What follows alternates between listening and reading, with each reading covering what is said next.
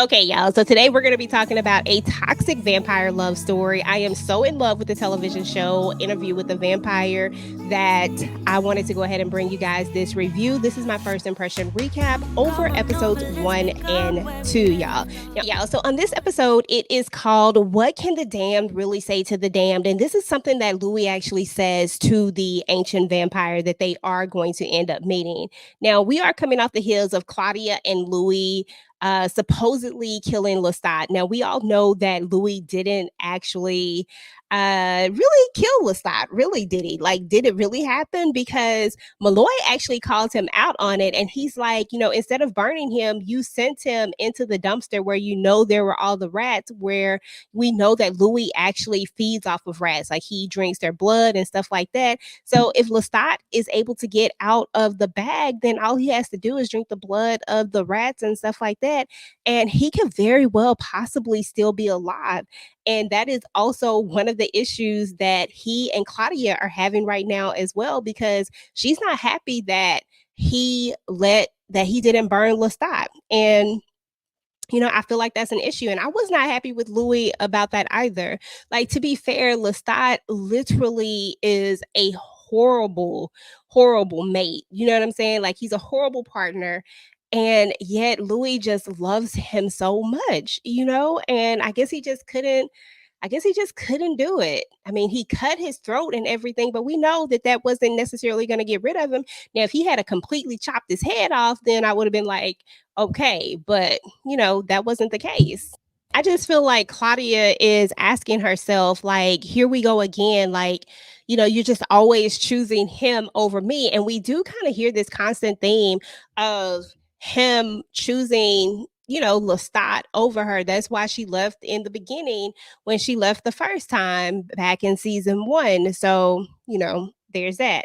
So anyway, he's talking to her, but she's not really talking back to him except for when it's absolutely necessary. But anyway, Claudia is like basically on the hunt for vampires. Like, she has to find these vampires. Like, this is what's important to her. She needs to find other vampires that are different, because she does make mention at one point that the only vampires she's ever known have been Lestat, Victoria, of course, and then the one who violated her, Bruce, and then Louis, of course. And she basically says that all of them sucked. Every last single one of the vampires that she's known have been horrible. So she's holding out hope that there are going to be some vampires out there that are not going to let her down, that she truly can find this. I feel like she's looking for family. She's looking for something. And Louis, on the other hand, just doesn't need that. He doesn't necessarily need that, but she really does need that. So anyway, y'all, we are going to notice that Louis is going to be haunted by Lestat. Like, wherever he seems to go, it's like he cannot get this image of Lestat out of his head. I don't know if this is something internal within himself.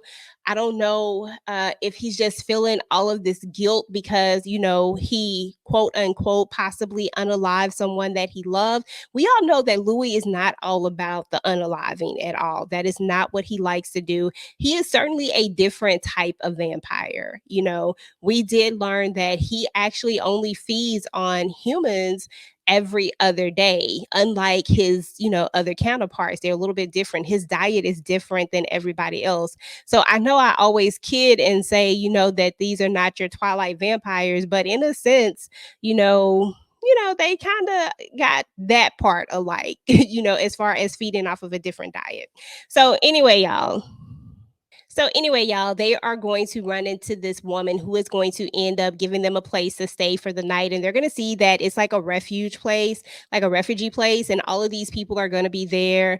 They're going to have garlic around their necks. And this is just really feeding into the fact, even more for Claudia, that the reason why people have this garlic around their necks and stuff is because they're trying to, fight off vampires and stuff like that. But Louis still just doesn't want to believe it. But Claudia is convinced. So she's going to end up going to talk to the children, right, at some point, and she's going to end up going outside. So anyway, she is going to see something that does resemble a vampire, but it's like a mix between a vampire and a zombie. They call it something in the book. It starts with an R. I can't really think of the name of it right now, and I don't think that I wrote it down. So anyway, y'all, she does come back and tell him about that. And at some point when they're sleeping, he's going to see her dreaming. And there was a moment when she did tell him that she no longer dreams anymore. And he kind of just has this revelation about this, and he gets really emotional about this whole situation. I mean, Louis was really emotional in this episode, y'all. Like, he was like super, I mean, he's always emotional, but he was like extra emotional. You know what? They never even show who actually attacked the lady at the refugee thing. So I can't even say that it was the vampire thing. She did get bit by something, but everybody's ready to cut her head off and ready to, they don't want to help her. And the guy Morgan tries to get Louis to help, and he's like, he doesn't involve himself in human business. And so he and Claudia run off to go try to find what's out there. And that's when they run into the vampire slash zombie looking thing and its mom as well. Now, the mom actually looks more human or more vampire-ish than this other creature did.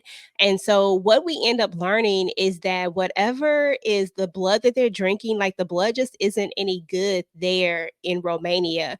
I don't know what exactly it had to do with. Louis was saying something along the lines because of the sadness and all these type of things that's within inside of the people, that it somehow is making their blood bad for the vampires. It doesn't taste good, any of that type of stuff. And so this is kind of where we get these creature that she's created, because she's trying to create vampires, right? She's trying to bite them and then give them the blood and create them, but it's just not working. Um, it's not working at all. It's horrible, as a matter of fact. But Claudia is really excited about meeting this woman vampire, and she has this conversation with her, and the vampire is saying all of the right things, and Claudia thinks that they're about to run off into the sunset and go back over to the states, and so that they can get better blood and she can get stronger and all of that stuff. But the vampire instead ends up saying that they own nothing, and then she jumps into the fire. Now, the reason why she says they own nothing is because earlier when they talk, she says we own the night, right? But at this point, I think that the old vampire is just tired. She's lost the last vampire that she had because they ended up having to kill him because he attacked her. uh, he attacked them, and so they ended up unaliving him, and so that was the last one that she had. And like I said, she couldn't create anymore.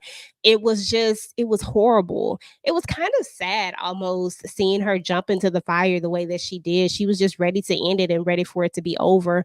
And this kind of killed Claudia's spirit, y'all. Like, Claudia's spirit was gone at this point. So there was that. So anyway, as we move into these two decide that they're going to go somewhere else. So Louis is like, we gotta start over. He wanted to take her far, far away from all of this, so he was going to go back to the mother home, and we all know that this is how they end up in Paris. So before they actually get there, though, he gives this whole big rah rah speech, which I feel like at some point he's going to end up breaking this promise too. And if you've seen some of the trailers, you're going to see a moment where she says, you're picking him over me again. You're picking another one over me. So I feel like there's going to be this point again where Louis is once again going to end up choosing someone else over Claudia. But he does give this big, huge speech about it's you and me and you. And he wants to still go on this mission of trying to find other vampires because he knows that she needs this. But at the same time, he's just like, if we don't find anybody else, you are enough for me. So this speech kind of gets Claudia, out of her feelings, and now she's back on board um her and Louis again, like she's ready to try to give him another chance. So they get into Paris, and then once they get into Paris, we're going to enter into the second episode where it's titled "So You Know What It Means to Be Loved to Death," right? And this is something that Santiago actually says to his victim as he is taking their life. Now, Santiago is going to be another vampire that we are going to meet in the second episode. And he is going to be an interesting character. And I am really, really wanting to see how this is going to go because, Claudia has always been very high spirited. And when she gets excited about something, she really gets excited. And like I was saying earlier, she needs to have this whole idea of having this family and other vampires and being around community. Whereas Louis is just not the same. He probably could just be by himself and he would probably be a-okay. So anyway, as we get into this second episode, they're kind of settled into this new place. They're in Paris, but they don't really know any of the rules. And turns out there's actually a whole coven of vampires there. And the rule says that you're supposed to make yourself known to these coven of vampires, but because they don't know the rules, they just don't know. But this is also where Armand is going to come into play because Armand is one of the vampires who is in Paris. This is where he and Louis actually meet, right? So as Claudia and Louis are kind of doing their day-to-day thing and doing what they do, it seems like the other vampires are having to clean up after them. But of course, Louis, they don't know that that's what they're doing, right? They're just doing what they do, and they think that they're doing a good job. So eventually, at some point, Armand is going to reveal himself to Louis when he just gets tired and he can't deal with it no more. And he goes to him and tells him to come to the theater. He and Claudia go to the theater, and Claudia is just she is like, Claudia loves this. So they basically have this little ruse going on at the theater, right? They do this whole production of this whole vampire thing, and it's fake, right? But at some point there is this one real one inside of it where they do have a real victim and they do actually unalive the victim in it. The rest of it, however, is fake. But Claudia just loves it, and she loves the idea of being around other vampires. So eventually they end up meeting all the vampires, and you can just see it in their eye. You can see it in Claudia's eyes that this there's going to be something, y'all. I don't know what it's going to be just yet, but I don't know if it's going to be Santiago who's going to end up pulling her away from Louis. I don't know exactly who it's going to be, but it's going to be something. So anyway, y'all, they are going to end up inviting them on a hunt. So they all go on this big hunt. But then this is where we also see that Armand and Louis do have a bit of a connection because they both kind of stay out and they don't go hunt, and they stay out and they talk, and I don't know, it was just really cute about this story that they're forging. Now, those were some of the main things that were happening as they're telling the backstory, right? During the interview. Meanwhile, in the present day, we have to talk about a few of the things that happened in the present day because, last season we thought that Armand was Rashid, right? The guy who takes care of Louis, cooks his food and all that type of stuff. But it really wasn't. It was the vampire Armand, right? Which is the reason why when Louis was feeding on him, he didn't pass out like the other guy. And Malloy kind of picked up on that, but he didn't really put it all together just yet. Malloy is really annoyed by this. He and Amon clearly don't like each other. You can tell that they have definitely got off to a bad start. And in one of the episodes, Malloy is just being extra with Louis. Louis is always in his feelings, and Armand feels like he has to protect him, of course. But Malloy goes, says something really hurtful to him, and so then Louis gets upset and he says something really hurtful to him, being that he can get inside of his mind and see his memories and all of this stuff. He just really gives it to him and lets him see how it feels as well. So I thought that was really interesting. happening. And then there's also a part where, because I know for me, I've been trying to figure out what is it that they want from him. Why do they want to tell this story? What's so important about the interview for Louis? And then there's a moment when Armand tells him that, his younger version, because from season one, you'll learn that they tried to do this interview before when he was much younger, but he just wasn't ready. It wasn't the right time in per Louis, right? Um, and things just didn't go well, and they ended up erasing his memory, so he doesn't even remember any of that even happening.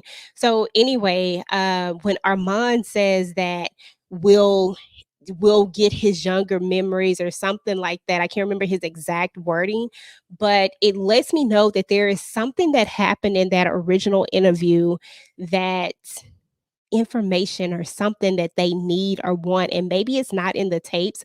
Honestly, I really don't know, but I am really so interested in exactly what it is. Let me know what y'all think it is. If you have any if you have any idea, any theories or anything like that on what you think it is, then go ahead and drop it in the comments, guys. But anyway, y'all, overall, this was a really, really good watch. Episodes 1 and 2 are off to a great start so far. This does come on Sundays, y'all. So definitely check it out if you have not already. Once again, you can see the full season 1 on Prime, and then season 2 is on the AMC app. Go ahead and get the conversation started down below, guys. Let me know what y'all think this whole big secret thing is. What do you guys think about the character Armand? What do you think about Louis and Claudia? What is it that happened? What happened to Claudia? Is Claudia still alive somewhere? Or is she unalive? Is Lestat still alive? Like, what do you guys think? And I did forget to mention also, guys, a very key part that I forgot. I'm so sorry. But when they were with the other vampires, they did see Lestat's picture on the wall, right? And so Lestat at some point had come, he was there as well, right? And not to mention, we also find out that Armand and Lestat also had a physical relationship at some point as well, even though it wasn't really a big deal. But I did want to mention all of those things because I forgot all about that. My bad. So anyway, y'all, go ahead and get the conversation started down below. Meanwhile, if you like the video, make sure to go ahead and like, share, and do not forget to subscribe to your girl's channel. Turn your notifications so that you do not miss out on any of my future interview with the vampire talks. And I will talk to you guys later. Peace.